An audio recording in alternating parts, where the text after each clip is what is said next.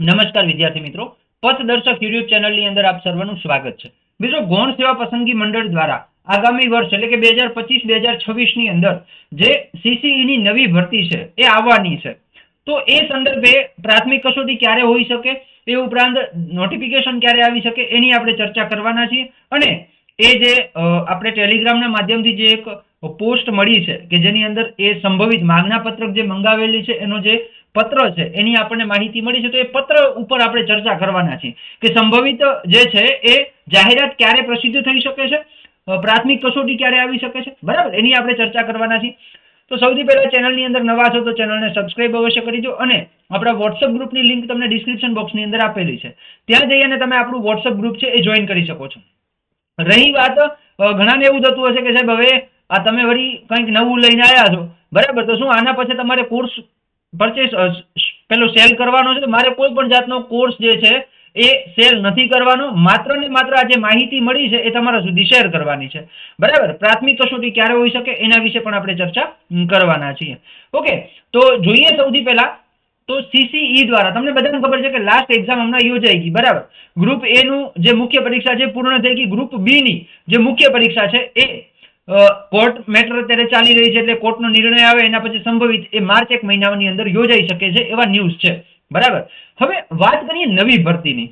તો નવી ભરતી અંગે એક માગણા પત્રક જે છે એનો એક ફોટો આપણને પ્રાપ્ત થયો છે. હવે પ્રશ્ન ઘણાને એવો થશે કે સાહેબ આ ખોટો છે, બરાબર ને, ઘણાને એવું થશે સાહેબ આ ખોટો છે, એટલે ખોટો હોય આપણે ક્યાંની અંદર પૈસા ઇન્વેસ્ટ કર્યા છે, મહેનત જ કરવી છે ને, બરાબર ને, મહેનત જ કરવી છે ને, તો પછી સાચું માનીને જ મહેનત કરો ને પહેલા, બરાબર ને. તો પછી આને સાચું માનીને જ મહેનત કરો કે કામ આવશે, બરાબર. તો જોઈએ આ સાચું છે એ પ્રમાણે આપણે એને ધ્યાનમાં રાખીને તૈયારી કરી તો જેથી કરીને આપણને જે છે એ ફાયદો થાય, બરાબર. હવે અત્યારે જો માહોલ કેવો છે ખબર છે? અત્યારે માહોલ એવો છે, સરકારી નોકરીની જે તૈયારી કરી રહ્યા છે ને, અત્યારે યુટ્યુબ પછી ઇન્સ્ટાગ્રામ, ટેલિગ્રામ, એના ઉપર અત્યારે એક એવો માહોલ, એક એવો હાવ તૈયાર કરવામાં આવેલો છે કે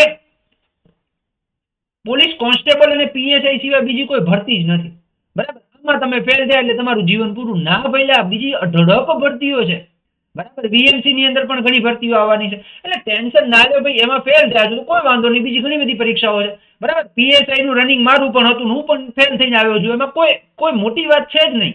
તો આ આપણાથી ના દોડાય તો ફેલ પણ થઈએ, બરાબર. એટલે એમાં કોઈ એટલું બધું ટેન્શન લેવા જેવી બાબત નથી, કારણ કે આપણું મજબૂત પોઈન્ટ જે છે એના ઉપર ફોકસ કરાય, બરાબર. હવે આની વાત કરીએ ને સીસીઈ ની, તો જો માગણા પત્રક માટેની એક જે છે ને એ માગણા પત્રક જે છે મોકલી આપવા માટેનો એક પરિપત્ર છે કે જો ઉક્ત મુજબની નવી નીતિ ધ્યાને લેતા ગુજરાત ગૌણ સેવા પસંદગી મંડળ દ્વારા ગુજરાત ગૌણ સેવા વર્ગ 3 કક્ષાની વિવિધ જગ્યાઓની સીધી ભરતીની કામગીરી વર્ષ 2025માં હાથ ધરવામાં આવનાર છે, જેનું સૂચિત સંભવિત મહિના મુજબ આયોજન નીચે મુજબ છે. એટલે કે એ લોકોનું કંઈક આ પ્રકારનું આયોજન છે, બરાબર. કે ભાઈ જાહેરાત પ્રસિદ્ધ કરવા ક્યારે પ્રસિદ્ધ થશે તો કે એપ્રિલ 2025માં જાહેરાત જે છે એ લોકો આપશે.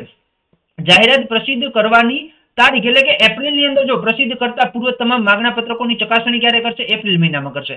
હવે ચકાસણી થઈ ગયા બાદ માગણા પત્રક ચકાસણી થઈ ગયા બાદ મે મહિનાની અંદર એ લોકો જાહેરાત આપશે, બરાબર. અરજી પત્રક મેળવવાની તારીખ કઈ હશે તો કે સંભવિત 31 મે થી પહેલા પૂર્ણ કરવાનું છે, બરાબર. 31 મે પહેલા પૂર્ણ કરવાનું છે, એટલે એવું માની લો કે એપ્રિલ ની અંદર જાહેરાત થાય, મે મહિનામાં જે છે ફોર્મ ભરવાના ચાલુ થાય, એટલે 15 દિવસમાં પૂર્ણ કરવાની એમની ગણતરી છે, બરાબર. એના પછી પ્રાથમિક કસોટી ક્યારે હોઈ શકે તો કે જુલાઈ 2025 ના, જો મે, જૂન અને જુલાઈ ડાયરેક્ટ બીજે 2 મહિનાની સીધી જે છે એની પ્રાથમિક કસોટીનું એમનું આયોજન છે, બરાબર. પ્રાથમિક કસોટીનું પરિણામ જુલાઈ, ઓગસ્ટ અને સપ્ટેમ્બર, 1 મહિનો રહીને સપ્ટેમ્બર મહિનામાં એમનું જે છે રિઝલ્ટ આપવાની ગણતરી છે, બરાબર. જો કે આટલું ઝડપી થશે નહીં એવું લાગતું નથી, કારણ કે લાસ્ટ એક્ઝામ આપણે બધાએ આપેલી છે અને આપણને બધાને આઈડિયા પણ છે, બરાબર. પણ અત્યારે આ ધ્યાનમાં રાખીને આપણે પ્રિપેરેશન કરશું તો વાંધો નહીં આવે. મુખ્ય પરીક્ષા માટે અરજી પત્રકો મેળવ્યા, એટલે મુખ્ય પરીક્ષા જો પ્રાથમિક કસોટી પાસ થયા પછી મુખ્ય પરીક્ષા માટે જે ફોર્મ ભરવાનું આવે ને એની વાત કરેલી છે, બરાબર. એ સપ્ટેમ્બરમાં જ ભરાઈ જશે, બરાબર. મુખ્ય પરીક્ષાનું આયોજન સંભવિત ઓક્ટોબરમાં છે, 10મા મહિનામાં છે, બરાબર. એના પછી મુખ્ય પરીક્ષાનું પરિણામ સંભવિત ડિસેમ્બરમાં આવી શકે 2025માં, અને પ્રમાણપત્રો એટલે કે ડોક્યુમેન્ટ વેરિફિકેશન જાન્યુઆરી 2026માં કરવાનું ગણતરી છે એમની, અને નિમણૂક પત્ર જે છે એ 28મી ફેબ્રુઆરી જે છે 2026 ત્યાં સુધી આપવાની એમની ગણતરી છે. તો કંઈક આ પ્રકારનું આયોજન એમનું છે, ઓકે. અને ઉક્ત મુજબના આગામી જાહેરાતના આયોજન સંદર્ભે જણાવવાનું કે માગણા પત્રકો રજૂ કરવાની સમય મર્યાદા 31/3/2025 છે.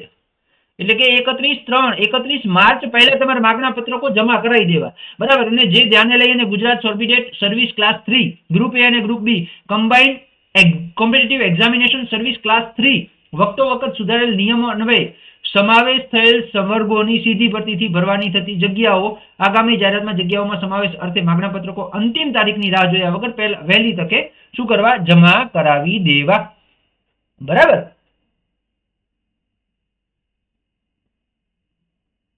ઓકે, હવે જો બીજી વસ્તુ એક અહીંયા જોવા જેવી શું છે ખબર છે? બીજી વસ્તુ એક અહીંયા જોવા જેવી એ છે કે જો અહીંયા એમને એક ઉલ્લેખ કરેલો છે કે 212 નંબરની જે જાહેરાત છે, બરાબર, 2023-24 જે આપણે બધાએ પરીક્ષા આપેલી છે. ઓકે, તો એ જે પરીક્ષા છે એ હાલ જાહેરાતની કામગીરી ચાલુ છે. શું છે? એ કામગીરી અત્યારે ચાલુ છે, પણ અમુક વિભાગોને સમય મર્યાદા બાદ મળેલ માગણા પત્રકો પરત કરેલ છે, બરાબર. એટલે કહેવાનો મતલબ શું કે જો આ 31 માર્ચ એમને આપેલી છે, શું આપેલી છે? માગણા પત્રકો આપવા માટે 31 માર્ચ આપેલી છે, બરાબર ને?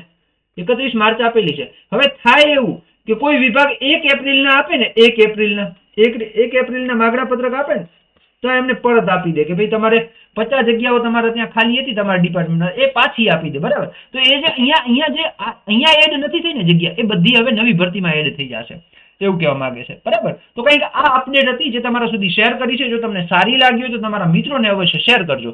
મળીએ આવી અવનવી માહિતી સાથે. ત્યાં સુધી જય હિન્દ એન્ડ જય ભારત.